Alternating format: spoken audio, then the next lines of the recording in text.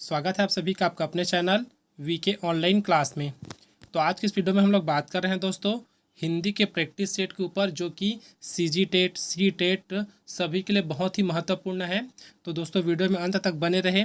Video को start करने से पहले अगर आप लोगों ने हमारे चैनल को सब्सक्राइब नहीं किया है तो चैनल को सब्सक्राइब करके बेल आइकन प्रेस कर दीजिए ताकि आने वाले वीडियो की नोटिफिकेशन आपको मिल सके।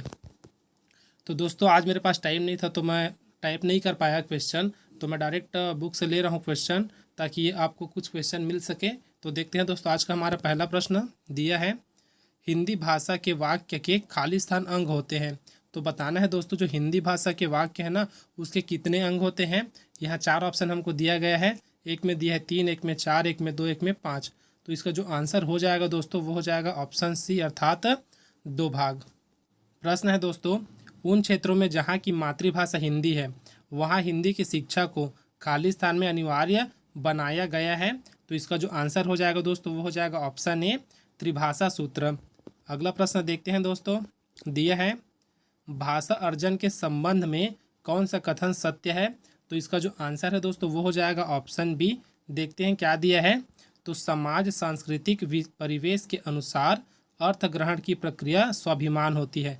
तो ये क्या है दोस्तों, तो भाषा अर्जन के संबंध में सत्य कथन है। देखते हैं अगला प्रश्न। प्रश्न है, द्वितीय भाषा के रूप में हिंदी शिक्षण की कौन कौन सी विधियां मानी गई है। तो ये है दोस्तों, देखना पहले क्या दिया है। तो द्वितीय भाषा के रूप में, ठीक है। तो इसका जो आंसर हो जाएगा ना वो हो जाएगा ऑप्शन डी उपरोक्त सभी। तो इसमें क्या क्या है दोस्तों, अनुवाद विधि, प्रत्यक्ष विधि और संरचना विधि। इस प्रकार यह हमारा आंसर क्या हो जाएगा, ऑप्शन डी अर्थात उपरोक्त सभी। अगला प्रश्न है, भाषा सीखने सिखाने की प्रक्रिया में अर्थ गढ़ने का आधार मुख्यतः है। तो अर्थ गढ़ने का आधार क्या है दोस्तों, ये हमसे पूछा गया है। तो इसका जो आंसर हो जाएगा वो हो जाएगा ऑप्शन डी समाज संस्कृति परिवेश। अगला प्रश्न है, पठन पाठन के अंत में ऐसा अभ्यास एवं गतिविधियां हो जो क्या है दोस्तों ये बताना है। तो ऑप्शन बी हमारा सही हो जाएगा। तो इस प्रकार से कंप्लीट इसको पढ़ते हैं तो कैसे बनेगा ये, पठन पाठन के अंत में ऐसे अभ्यास एवं गतिविधियां हो जो बच्चों को स्वयं कुछ करने और सीखने का अवसर प्रदान करे। तो ये हमारा आंसर क्या हो जाएगा दोस्तों, ऑप्शन बी हमारा आंसर हो जाएगा। अगला प्रश्न है दोस्तों, भाषा शिक्षण की अनुवाद विधि। तो इसका जो आंसर है दोस्तों वो हो जाएगा ऑप्शन सी मातृभाषा की मध्यस्थ बनाती है।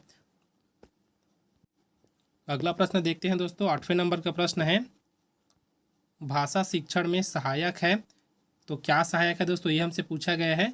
फिर से अच्छे से पढ़ते हैं, भाषा शिक्षण में सहायक है तो क्या सहायक है दोस्तों। तो ऑप्शन ए हमारा सही हो जाएगा, निदानात्मक एवं उपचारात्मक कार्य। तो ये क्या है दोस्तों, भाषा शिक्षण में सहायक है। अगला प्रश्न है, कविता शिक्षण में कौन सा तत्व उसे गद्य से अलग करता है। तो इसका आंसर हो जाएगा दोस्तों ऑप्शन डी गेयता। अगला प्रश्न देखते हैं दोस्तों जो दिया है, भाषा शिक्षण की कौन सी विधि मातृभाषा को मध्यस्थ बनाए बिना दूसरी भाषा को सिखाने पर बल देती है। तो इसका जो आंसर है दोस्तों वो हो जाएगा ऑप्शन डी प्रत्यक्ष विधि। अगला प्रश्न है दोस्तों, प्राचीन युग में शिक्षा किस प्रकार की थी। तो प्राचीन युग में जो शिक्षा थी दोस्तों वो किस प्रकार की थी, तो ये थी अध्यापक केंद्रित। अगला प्रश्न है, मॉन्टेसरी पद्धति है। तो ये क्या है दोस्तों, हमसे पूछा गया है जो मॉन्टेसरी पद्धति है वो क्या है। तो इसका जो आंसर है दोस्तों वो हो जाएगा ऑप्शन बी व्यय साध्य पद्धति है। अगला प्रश्न है, किंडरगार्टन पद्धति के जन्मदाता थे। तो कौन थे दोस्तों इस पद्धति के जन्मदाता। तो इसका जो आंसर हो जाएगा वो है ऑप्शन बी फ्रोबेल। तो फ्रोबेल को क्या कहा जाता है दोस्तों, तो किंडरगार्टन पद्धति के जन्मदाता के नाम से जाना जाता है। अगला प्रश्न है, डाल्टन योजना का सर्वप्रथम प्रयोग कब किया गया था। तो ये हमसे पूछा गया है दोस्तों कि डाल्टन जो योजना है उसका प्रयोग सबसे पहले कब किया गया था। तो यहाँ सन बताना है और जो इसका सन है दोस्तों वो हो जाएगा ऑप्शन सी अर्थात 1913 में। अगला प्रश्न है, प्रोजेक्ट पद्धति का सर्वप्रथम प्रयोग कब किया गया। तो इसका जो आंसर है दोस्तों वो हो जाएगा ऑप्शन ए सन 1900 में किया गया था प्रोजेक्ट पद्धति का सर्वप्रथम प्रयोग। अगला प्रश्न है, भाषा मूल रूप से किसका विषय है, ये हमसे पूछा है दोस्तों। एक बार फिर से पढ़ते हैं अच्छे से। भाषा मूल रूप से किसका विषय है, इसको ऐसे पढ़ोगे तो जल्दी समझ में आएगा। भाषा मूल रूप से किसका विषय है, तो इसका आंसर हो जाएगा दोस्तों ऑप्शन सी, अर्थात ए एवं बी दोनों। तो ए में क्या है, व्यवहार, और बी में क्या है, प्रयोग। तो ये क्या है दोस्तों, जो भाषा है वो मूल रूप से किसका विषय है, तो व्यवहार का और प्रयोग का विषय है।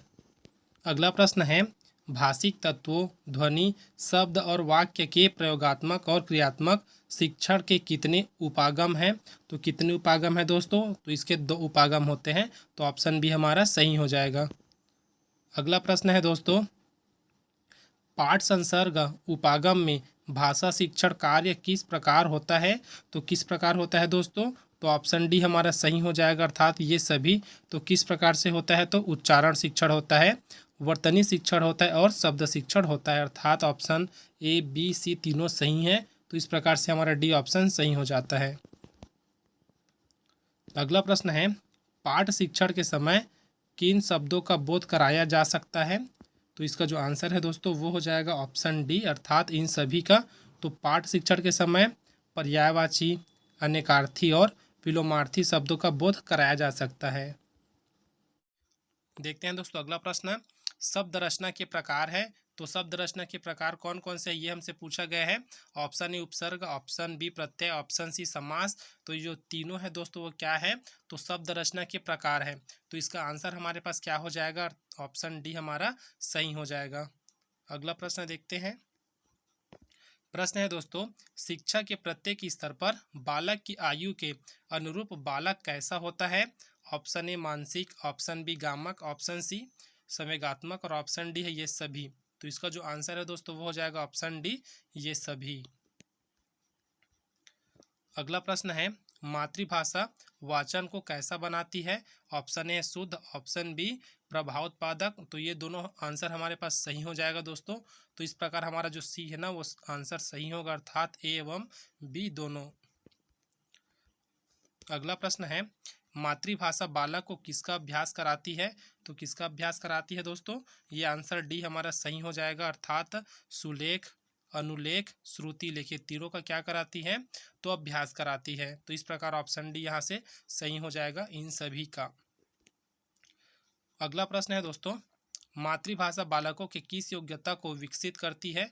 तो इसका जो आंसर क्या हो जाएगा दोस्तों, यहाँ भी ऑप्शन सी हमारा सही हो जाएगा, अर्थात संवाद और अनुभव इन दोनों का क्या करती है, तो विकसित करती है। अगला प्रश्न है, उच्चतर माध्यमिक स्तर पर आते आते बालक में किन किन कार्यों को करने की क्षमता में वृद्धि होती है। तो इसका जो आंसर है दोस्तों वो हो जाएगा ऑप्शन डी, अर्थात कल्पना, स्मृति और निर्णय। तो आज की वीडियो में बस इतने ही दोस्तों।